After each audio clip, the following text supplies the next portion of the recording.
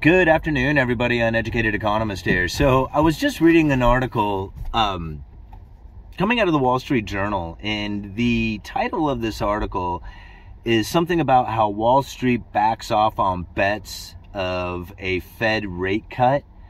And I'm thinking, wait a minute, Wall Street thought that there was going to be a Fed rate cut? Like the Federal Reserve was going to come and cut rates? I mean, is there really anybody out there who truly believes that?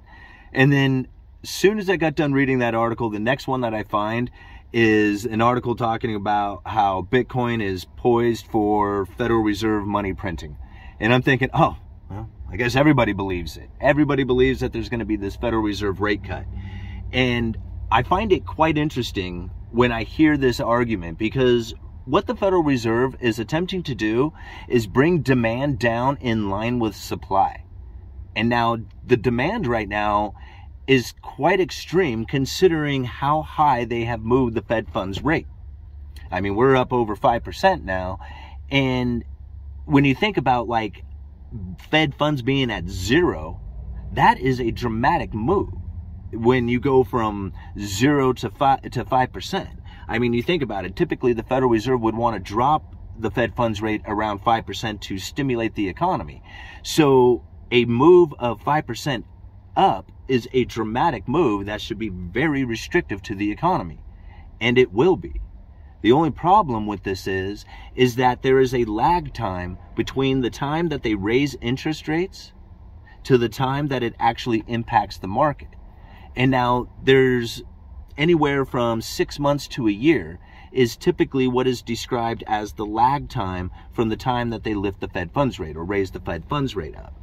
So if we go and we look at a chart of the Fed funds rate, you could see that a year ago it was around 1.5%, which if you go and you listen to some of the economists out there prior to, the pandemic and everything that took place, the neutral rate where the Fed funds was not accommodating nor restricting the economy was somewhere around 2 to 2.5%. Now, the Fed funds rate a year ago was at 1.5%. And if you take it up to 6 months ago, it was somewhere around 3 to 3.5%. So we're in that lag period of just getting into restrictive economy. I mean, yeah, it's restrictive. The Fed funds rate is up at 5%, but the actual impact to the economy is experiencing much less than that, somewhere around 2.5 to 3%. And that's really where I think that a lot of people are misunderstanding where the Fed funds rate should be. Now, they're going to pause here, right? That's what they say, or that, at least the wait and see attitude, and that they may raise interest rates going into the future. This is the credible threat that the Federal Reserve is using to make sure that the markets don't start rallying on the idea that they're going to be cutting rates. Okay, because the moment that they say it, that, hey, we're going to start adjusting our interest rates downward, the markets are going to dump into the people, the investors are going to dump into the markets thinking that they're going to be front running the Federal Reserve like stimulus or the lowering of interest rates, which will stimulate the economy. I mean, this is kind of the idea behind it. That's why this article is saying that Wall Street is backing away from this idea, which makes a lot of sense because the Federal Reserve is not going to lower interest rates. Not until that lag time, that lag period between the time that they raise rates to the time it actually impacts the economy is starting to move into a significant restrictive mode, which we are just now entering restriction, right? We have to understand that part, that lag period. Now, I also want to bring up the idea that this lag period has shortened up. Instead of being 6 months to a year, a lot of people say it's more like 3 months to 6 months out, maybe a little bit more. And the reason because of that is because of the credible threats that the Federal Reserve puts out there, telling people, hey, we are going to raise rates into the future. They were telling people that while they were at zero, before they ever started raising rates. And the market started to react to that.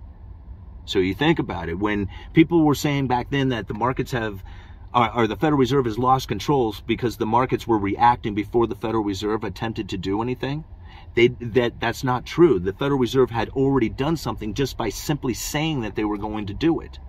And that got the market reaction. That way, when the Federal Reserve did actually raise rates, the markets were already prepared for this, and that they had already been positioned so that there was no shock and awe event that was taking place where all of a sudden you had a volatility happening. This was the credible threat. And now we have another credible threat that they may not raise it, but they're not going to lower it. They got this wait and see. This is where the markets are really now like, oh no, what is going to happen? Well, this is part of it. I mean, I am sure of it. And when they do this with the idea that we're going to have this wait and see attitude, they're really seeing where that lag is going to have the impact on the economy. If they start moving up and the restriction is not enough, then they'll put out the credible threat, hey, we may need to raise rates into the future, and that's going to put the downward pressure on it again, on that demand that's out there, which they are really trying to bring down in line with the supply.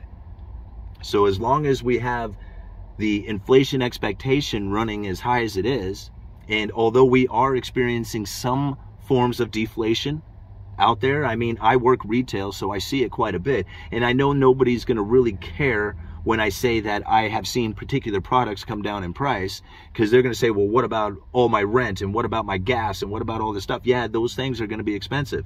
Housing, food, energy, those things are going to be expensive.